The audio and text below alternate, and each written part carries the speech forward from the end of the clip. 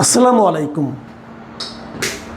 প্রিয় দর্শক, গত দুদিন ধরে সামাজিক মাধ্যমে একটা ভিডিও বেশ ভাইরালের মতো হয়েছে। আপনারা নিশ্চয়ই দেখেছেন যে চট্টগ্রামের দৃশ্য, যে ফুটপাত দিয়ে প্রায় 50-60 জন ছেলে, ইয়াং ছেলে, মুখে মাস্ক লাগানো, কারো হাতে লাঠি, কারো হাতে কুড়াল, এরকম বিভিন্ন অস্ত্র নিয়ে তারা হেঁটে আসছে এবং এসে একটা ব্যবসায়িক প্রতিষ্ঠানে ঢুকে সেখানে বেপরোয়া ভাঙচুর করতে থাকলো। এবং সেই ব্যবসায়িক প্রতিষ্ঠানে বেশিরভাগ টেবিলে যে কম্পিউটারগুলো ছিল সেগুলোতে বাইরে বাড়ি দিয়ে ভাঙলো, কুপিয়ে ভাঙলো। এবং কেউ দেখলাম যে ল্যাপটপগুলো হাতে করে নিয়ে চলে গেল। বীর দর্পে ঢুকলো, ভাঙচুর করে পুরো জিনিসটাকে একটা সাজানো গোছানো অফিসকে একটা ধ্বংসস্তূপে পরিণত করে তারা বেরিয়ে গেল। এবং এই ঘটনার পেছনে কী জানা গেল যে ডেভিড ইমন নামে এক লোক, তিনি ফোন করে এক ব্যবসায়ীকে বলছেন যে তাকে এখন 2 কোটি টাকা দিতে হবে এবং তারপর প্রতি মাসে 10 লাখ টাকা করে দিতে হবে, না দিলে ব্যবসা করা যাবে না। এবং লজিকটা হলো, আপনারা গত 17 বছর ব্যবসা করেছেন, এখন আমরা করব এবং আপনাদের এই ব্যবসা প্রতিষ্ঠান আমাদের ছেলে মেয়েরা চালাবে। এই যে ব্যবসা প্রতিষ্ঠান বেদখল হয়ে যাওয়া, এটা কিন্তু 5ই আগস্টের পর নতুন কোনো দৃশ্য নয়। আমরা সবাই জানি বিভিন্ন জায়গায় 17 বছর আওয়ামী লীগ যখন ক্ষমতায় ছিল, আর কি 15 বছর, তার আগের 2 বছর, এই সময়ে যারা ব্যবসা করেছেন সারা দেশে, সন্দেহ নেই তারা সবাই মোটামুটি হয় আওয়ামী লীগের লোক, নাহলে আওয়ামী ভাবাপন্ন লোক, অথবা গুপ্ত আওয়ামী লীগ লোক, আপনি যেভাবে বলেন না কেন, তারাই একচেটিয়া ব্যবসা করেছে, এতে কোনো সন্দেহ নেই। তো সেগুলোকে আপনি গায়ের জোরে আপনার হয়ে গেল কিভাবে? যদি তারা অন্যায়ভাবে ব্যবসা করে থাকে তাদের বিচার করেন, কোনো সমস্যা তো নেই, কিন্তু সেগুলো আপনার হলে গেলো। আপনি এখন ক্ষমতায় আছেন অথবা ক্ষমতায় যাবেন, আপনি এনসিপি করেন অথবা আপনি জামাত করেন অথবা আপনি বিএনপি করেন, অতএব এই ব্যবসা আপনার। এই যে জোর জবরদস্তি করে ব্যবসা দখল করা, এটা কিন্তু অনেক দিন ধরে সারা দেশেই চলে আসছে। এবারে ঘটনাটা একটু বেশি চাউর হয়ে গেল, কারণ এখন একটা গণতান্ত্রিক সরকার দেশে আছে, মানুষ এদের কাছ থেকে একটা সুবিচার আশা করে। এই জন্যই তো হলো। তো এই যে ঘটনাটা ঘটলো, এটাকে আপনি কিভাবে দেখবেন? আপনি বলবেন এটা বিচ্ছিন্ন ঘটনা না, এটা বিচ্ছিন্ন ঘটনা না, এটা একটা ধারাবাহিক ঘটনার ফল। এটা কিউমুলেটিভ এফেক্ট, মানে অনেকগুলি ঘটনা জমা হতে হতে হতে আপনি এটা দেখছেন। এবং অনেকগুলো আপনি দেখছেন না, আপনার চোখের বাইরেও অনেক ঘটনা ঘটছে। যখন জানাজানি হচ্ছে তখন একটা বিচার হচ্ছে। আমি একটা ছোট্ট ঘটনা বলি আপনাদেরকে, এই চট্টগ্রামের ঘটনা। কিছুদিন আগে আমার একটা কন্টেন্টে এক ভদ্রলোক একটা কমেন্ট করেছেন, উনি চট্টগ্রাম থেকে করেছেন এবং উনি বলেছেন যে চট্টগ্রামের নিউ মার্কেট এলাকায় নাকি বেপরোয়া মোবাইল ছিনতাই হয়। ওখানে এই যে লোকাল বাসগুলি আছে, উঠলে পরেই মোবাইল সবার চোখের সামনে অনেকটা জোর জবরদস্তি করে বাস থেকে মোবাইল নিয়ে তারা চলে যায়। ওই এলাকাটাতেই প্রচুর মোবাইল ছিনতাই হয়। এই ধরনের একটা কথা উনি লিখেছেন, আমাকে বলেছেন যে এটা যেন আমি একটা দর্শকের কথা নামে একটা অনুষ্ঠান করি, দর্শকদের মতামতের জবাব দিই, তো সেখানে যেন আমি এটা উল্লেখ করি। আমি উল্লেখ করেছিলাম, করার 2 দিন পরেই ওইখানকার যে কোতোয়ালি থানা, সেই থানার তৎপরতায় আমি বলবো, তারা জানালো যে ওই পুরা মোবাইল চক্রটাকে তারা অ্যারেস্ট করতে পেরেছে এবং অনেকগুলি মোবাইলও তারা উদ্ধার করতে পেরেছে এবং ওই এলাকাটা এখন ঠিক হয়েছে। আমি অবশ্যই তাদেরকে ধন্যবাদ জানাবো, তারা কাজটা করেছে। কিন্তু কোশ্চেনটা হলো, কেবল কি চট্টগ্রামের ওই নিউ মার্কেট এলাকাতেই মোবাইল ছিনতাই হয়, আর কোথাও হয় না? সারা দেশে হয়। তাহলে আপনারা কি অপেক্ষা করবেন যে এই ধরনের একজন কেউ না কেউ বলবে, বিষয়টা আপনার কর্তৃপক্ষের কানে যাবে, তারপর আপনি অ্যাক্টিভ হবেন? সারা দেশেই কিন্তু হচ্ছে। আমি অবশ্যই চট্টগ্রামের কোতোয়ালি থানাকে ধন্যবাদ জানাচ্ছি, কিন্তু আমার কথা হলো কি, সারা দেশেই তো এগুলো ঘটছে। এই যে ডেভিড ইমন যেটা করলো, এটা তো চট্টগ্রামেরই চকবাজার এলাকায়। এখন চকবাজার এলাকায় ফোন করে ধরলাম উনি একটা বিদেশি নাম্বার থেকে ফোন করছে। বিদেশি নাম্বার ফোন করা কিন্তু কোনো সমস্যা না, এটা রোমিং টোমিং নিয়ে দেশের যে কেউ করতে পারে, ওটা কোনো ব্যাপার নয়। ওটা হয়তো ক্যামাফ্লেজ করার জন্য তারা করতে পারে। কিন্তু আমার প্রশ্নটা হলো যে তারপরে যারা ভাঙচুর করলো তাদেরকে আপনি ধরতে পেরেছেন? আচ্ছা আসেন, ধরবেন কাকে? ধরলাম প্রায় 50-60 জন লোক ওখানে এসেছে, সবার মুখে কিন্তু মাস্ক ছিল। আর মাস্ক থাকা মানে তাদেরকে তাদেরকে চিহ্নিত করা অসম্ভব তা কিন্তু নয়। অনেকেই জানেন এরা কারা, কী সমাচার, সবাই অনেকে চিনে না। অনেককে যখন ভাঙচুর করেছেন অনেকে মাস্ক দেখলাম খুলেও গেছে। তো এদেরকে আপনি ধরতে পারবেন, ধরলে কি আপনি কিছু পাবেন? এরা কারা? এই লোকগুলি দেখবেন, এই ছেলে মেয়ে যারা এগুলো করেছে তারা কি একদম জন্ম থেকেই মানে চরিত্রগতভাবেই এই ধরনের ভাঙচুরকারী লুটতরাজকারী তা কিন্তু নয়। এদের মাথায় কেউ বসে আছে, কেউ একজন আছে যে এদেরকে প্রশ্রয় দিচ্ছে। এই যে ডেভিড ইমন যিনি বলেন, উনি কি আওয়ামী লীগ আমলে এই কাজটা করতে পারতেন? তা তো পারতেন না। এখন বিএনপি এসেছে, এখন বিএনপি আমলে করছেন। আওয়ামী লীগ আমলে হয়তো আরেকজন কেউ করতো, ডেভিড সুরুজ করতো, ডেভিড অন্য কেউ করতো। তো এরকম আপনার দলের ছত্র ছায়ায় কিন্তু এরা অগ্রসর হয়। তো এটা দলের কে? যারা এদের মাথায় যারা আছেন তারা কিন্তু বিএনপি করেন, অথবা তারা জামাত করেন, অথবা তারা এনসিপি করেন। মানে বর্তমান সময়ে যে দলগুলি করার সুবিধাজনক তারা কোনো না কোনো দল করেন, এবং এই দল করার মাধ্যমে তারা এই ছেলে মেয়েগুলি যাদেরকে যে ছেলেগুলিকে এখানে পাঠিয়েছেন, এরা কিন্তু আপনি দেখছেন এরা কিন্তু বড় একটা মনে করেন সাপের লেজ, এটা মাথায় কিন্তু আপনি জাননি। আপনি লেজ ধরে ধরে সামনের দিকে অগ্রসর হতে পারবেন না। দেখেন ডেভিড ইমন কি বলেছেন, উনি হুমকি দেওয়ার সময় বলেছেন আমার কথা কমিশনারকে জিজ্ঞাসা করবেন। মানে কমিশনার পর্যন্ত সে যেতে পেরেছে বলে দাবি করছে, হয়তো পারেনি, হয়তো এমনি নাম বলছে, কিন্তু এই যে বলতে পারাটা, এই বিষয়টাও কিন্তু আপনাকে খেয়াল রাখতে হবে। আমাদের দেশে হয় কি, এই যে ছেলেগুলো এখানে গেল তাদেরকে ধরা পড়ার ভয় ছিল না? ছিল, কিন্তু হাতে হাতে ধরা পড়তে পারতো, কেউ গণপিটুনির শিকার হতে পারতো, তাদেরকে পুলিশ ধরে নিয়ে যাবে এই ধরনের আশঙ্কা তাদের মধ্যে আছে। এত ঝুঁকি নিয়েও তারা এই কাজগুলি করে কেন? দুটো কারণে করে। প্রথমত কারণ যেটা, সেটা হলো তাদের আসলে কোনো কাজ নেই। এই লোকগুলির জন্য কোনো রকম মানে ব্যবস্থা নেই। তারা হয়তো অনেকে লেখাপড়া অর্ধেক করেছেন, অনেকে লেখাপড়া করতেও পারেননি। তাদের অন্য ইনকাম নেই, তারা এই জন্য ইনকামের শর্টকাট পথে গেছেন, একটা পদ্ধতি। দ্বিতীয়টা হলো তাদেরকে এই অভয় দেওয়া হয়েছে যে তোমাদের যদি কেউ ধরেও ফেলে আমরা আছি, তোমাদেরকে ছাড়িয়ে নিয়ে আসবো। হয়তো অনেককে ছাড়িয়ে নিয়ে যাওয়ার উদাহরণও আছে দেখে এরা উৎসাহ বোধ করেছে। তাহলে মূল সমস্যাটা কিন্তু এই ছোটো ছোটো ছেলেদের মধ্যে না, যারা ওখানে গিয়েছে, যাদেরকে আমরা দেখেছি সিসিটিভিতে, তারা কিন্তু না। সিসিটিভির পেছনে কারা আছে সেটা খুঁজে বের করেন। সেটা কে খুঁজে বের করবে? যারা দেশ চালায় তাদেরকে খুঁজে বের করতে হবে, কারণ তারা তাদের আশেপাশেই বসে আছেন।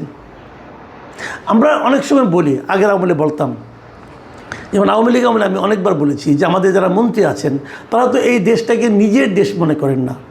তাদের দেশ হলো কানাডা, তাদের দেশ হলো আমেরিকা, তাদের দেশ হলো মালয়েশিয়া, তাদের দেশ হলো এরকম বিভিন্ন উন্নত কান্ট্রি, কারো বেলজিয়াম, কারো ইউরোপিয়ান কোনো কান্ট্রি। তারা এই দেশে এসেছে লুটপাট করার জন্য, এখানে লুটপাট করে ওখানে পাঠায়। আপনি খবর নিয়ে দেখেন তাদের সন্তানটাকেও এখানে পড়াশোনা করে না। আপনি খবর, এই জন্য আমাদের এখানে শিক্ষা ব্যবস্থা চেঞ্জ হয় না। তাদের ছেলেমেয়েরা তাদের পরিবারে কেউ এই দেশে চিকিৎসা করে না, যে কারণে আমাদের হাসপাতাল চেঞ্জ হয় না। তারা তো জানে তাদের যদি বউ বাচ্চার আমাশয় হয় তারা সিঙ্গাপুর চলে যাবে, থাইল্যান্ড চলে যাবে। তাদের তো এই দেশের শিক্ষা ব্যবস্থা ভালো করার কোনো প্রয়োজন নাই, এদেশের ওষুধ শিল্পকে ভালো করার কোনো প্রয়োজন নাই। এদেশের প্যারাসিটামল খেয়ে কে মারা গেল তার জানার দরকার নাই, কারণ তার শিশুর জ্বর হলে সে সিঙ্গাপুর চলে যাচ্ছে। তো এরা এই দেশটাকে তো নিজের দেশ মনে করে না। আমি কালকে দেখলাম, দেখা যায় যে গত কয়েকদিন ধরে প্রচণ্ড বৃষ্টি হলো, জলাবদ্ধতা হলো সারা দেশে, কিন্তু কেবল ঢাকা শহরে, ঢাকা চট্টগ্রামে দেখলাম মানুষ হাসাহাসি করছে, ট্রল করছে। দেখলাম ধানমন্ডি লেকে দেখে বলছে এটা কি কক্সবাজার কিনা, কক্সবাজার সমুদ্র সৈকতের মতো অবস্থা হয়ে গেছে, এত পানি জমে গেছে। আবার দেখলাম ঢাকা দক্ষিণে মেয়র তো না, প্রশাসক যিনি আছেন তিনি বললেন যে যতদিন পলিথিনের ব্যবহার বন্ধ না হবে ততদিন পর্যন্ত এই পানি এরা থাকবে। অত্যন্ত যৌক্তিক কথা, উনি একদম ঠিক পয়েন্টে ধরতে পেরেছেন। কিন্তু আমার প্রশ্ন হচ্ছে, পলিথিন বন্ধ করার দায়িত্বটা কার? আপনি কি প্রত্যেক ঘরে ঘরে যে অভিযান করবেন যে কার বাসায় অতটা পলিথিনের ব্যাগ আছে, নাকি আপনি এই পলিথিনের ব্যাগটা যে তৈরি করেছে সেখান থেকে থামাবেন? কোনটা সহজ? ঘরে ঘরে করতে হলে আপনাকে মিনিমাম 1-1.5 কোটি লোকের বাসায় যেতে হবে। আর যদি আপনি উৎস থামাতে চান তো ম্যাক্সিমাম 100 কোম্পানি থামাবেন, আপনি 100 ফ্যাক্টরি বন্ধ করে দিবেন। 100 বাংলাদেশে পলিথিন উৎপাদন এবং ব্যবহার করা আইনত নিষিদ্ধ। এটা আগের বার যখন বিএনপি ক্ষমতায় ছিল, যখন শাহজাহান শেখ পরিবেশ মন্ত্রী ছিল, তখন এটা আইন করা হয়েছিল। সেই আইনটা এখনও বলবৎ আছে, আইনটা বন্ধ হয়নি, কিন্তু আইনটা আছে, আইনটা কেউ মানে না। তো আইন থাকলে যদি আইন কেউ না মানে, তাকে মানানোর দায়িত্ব কার? পুলিশের, সরকারের। সরকার সে কাজটা করে না কেন? অন্তর্বর্তীকালীন সরকারের সময় পরিবেশ উপদেষ্টা ছিলেন সৈয়দা রিজওয়ানা হাসান। উনি হঠাৎ করে একবার 1 অক্টোবর মাসে বললেন নভেম্বরের 1 তারিখ থেকে 30 তারিখ থেকে পলিথিন বন্ধ হয়েছে। হয়নি। কেন হয়নি জানেন? কারণ পরে দেখা গেল পরের সপ্তাহে ওই পলিথিন উৎপাদক এবং ব্যবসায়ী যারা আছে তারা একটা অনুষ্ঠান করেছে, একটা সেমিনার করেছে, সেখানে প্রধান অতিথি হয়ে গেছেন রিজওয়ানা হাসানের হাজব্যান্ড। উনি যে তারপরে জামাই বইয়ের ব্যাপার, তারপর আর তো কোনো সমস্যা নাই। তারা বেডরুমে যে নিজেরা সব আপোষ মীমাংসা করে নিয়েছেন, আপনারা আমাকে পলিথিন ব্যবহারের মধ্যে ঢুকাই দিয়েছেন। এখন পানি জলাবদ্ধতা হয়ে গেছে। কারণ জলাবদ্ধতার মধ্যে কী হলো, এর মধ্যে আমরা আবার দেখলাম যে ইন্টারমিডিয়েট পরীক্ষা হচ্ছে, এইচএসসি পরীক্ষা হচ্ছে। 2 দিন 3 দিন ধরে কিন্তু বৃষ্টি হলো। 12 তারিখে পুরো ঢাকা ডুবে গেছে, চট্টগ্রাম ডুবে গেছে। তাহলে 13 তারিখের এইচএসসি পরীক্ষার বন্ধ করলেই পারতেন। শিক্ষামন্ত্রী বন্ধ করলেন না, উনি বললেন সকাল পর্যন্ত দেখবেন। 13 তারিখ সকালে দেখে বলেন এখন যাওয়া যাবে। আরে ভাই, তখন না হয় আকাশ থেকে বৃষ্টি পড়ছে না, কিন্তু মাটির বৃষ্টি তো আপনি সরাতে পারেননি, মাটির পানি তো আপনি সরাতে পারেননি। অনেক ভিডিও আপনারা নিশ্চয়ই মধ্যে দেখেছেন যে স্টুডেন্টরা কীভাবে যাচ্ছে পরীক্ষা দিতে, কেউ ভিজে যাচ্ছে, কেউ পানিতে পড়ে যাচ্ছে, এই ভেজা কাপড় নিয়ে পরীক্ষা দিচ্ছে। এবং তারপর দেখলাম সোশ্যাল মিডিয়াতে অনেকে মন্তব্য করছেন যে শিক্ষামন্ত্রী ছেলে মেয়েদের দেশে পড়াশোনা করেন না। তো উনি কী বুঝবেন স্টুডেন্টদের দুঃখ? শিক্ষামন্ত্রী সাহেব বেশ লাভঝাপ করছিলেন, আমি দেখছিলাম। শুরুতে এসে বললেন এখানে জাম্প করলে হবে না, শিক্ষা ব্যবস্থা হাই জাম্প করতে হবে, হাই জাম্প দিতে হবে। এবং হাই জাম্প দিতে যে উনি নিজেও কিন্তু, আমার যদ্দূর মনে আছে, একটা ছবি দেখলাম যে যখন শপথ অনুষ্ঠান হয় উনি সংসদ ভবনে যে একটা ব্যারিয়ারকে হাই জাম্প দিয়ে পার হয়েছেন। এই বয়সে হাই জাম্প দিয়ে পার হওয়াটা অনেকে বেশ প্রশংসা করেছে, আমিও করেছি, যে ওনার ফিজিক্যালি ফিট আছেন। ফিজিক্যালি উনি ফিট অবশ্যই আছেন, মেন্টালি কি ফিট আছেন? এই প্রশ্নটা আমি কিন্তু করতেই চাই। ওনার মেন্টাল ফিটনেস নিয়ে আমার এই সন্দেহ আছে। উনি করেছেনটা কি এই কয় মাসে? 6 মাস কিন্তু হয়ে গেছে। 6 মাস কিন্তু একদম কম না, 6 মাস একদম কম সময় না। এই সময়ে উনি করলেনটা কি? শেষে যে এইচএসসি পরীক্ষা নিয়ে যে নাটকটা হলো, এখন বলছেন যে এলাকায় সমস্যা হয়েছে সেই এলাকার পরীক্ষা স্থগিত থাকবে। তাহলে বাকি এলাকায় কি একই প্রশ্ন হলো? মানে এই ধরনের জোড়াতালি দিয়ে কতদিন? প্রাকৃতিক দুর্যোগ দেখা দিতেই পারে, সেই প্রাকৃতিক দুর্যোগকে আপনি কীভাবে মোকাবেলা করবেন সেটা হলো ইম্পর্টেন্ট। ঝড় বৃষ্টি হয়েছে, জলাবদ্ধতা হয়েছে, আপনি ওই দিনের পরীক্ষাটা স্থগিত করে দেন, এই পরীক্ষাটা পড়ে নেন, সমস্যাটা কী আছে? পরীক্ষা হতে হবে কেন? তো একক সিদ্ধান্তে করলে এবং নিজে থেকে যদি ভিতর থেকে আপনি জিনিসটা যদি না বুঝেন, তাহলে যা হবার তাই কিন্তু হয়। এগুলি কিছু হতো না যদি ওনার সন্তানরা এই বৃষ্টির মধ্যে যদি পানিতে যদি হাঁটু পানি ভেঙে যদি ইন্টারমিডিয়েট পরীক্ষা দিতে যেতেন, তাহলে এগুলো হতো না। উনি তখন বুঝতে পারতেন সমস্যাটা কোথায়।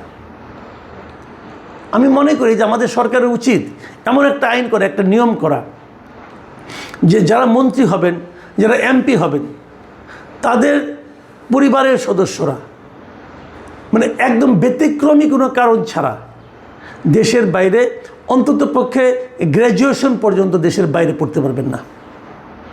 আপনার পোস্ট গ্র্যাজুয়েশন করেন বাইরে, যে আমার কোনো সমস্যা নাই, ডক্টরেট করেন, পিএইচডি করেন, সব বাইরে করেন, বড় বড় ইউনিভার্সিটিতে করেন, কিন্তু আপনি পোস্ট গ্র্যাজুয়েটের আগ পর্যন্ত যারা নাকি জনপ্রতিনিধি হবেন, যারা জনপ্রতিনিধি হবেন না তারা যান, কোনো সমস্যা নাই, যেতে পারবেন না।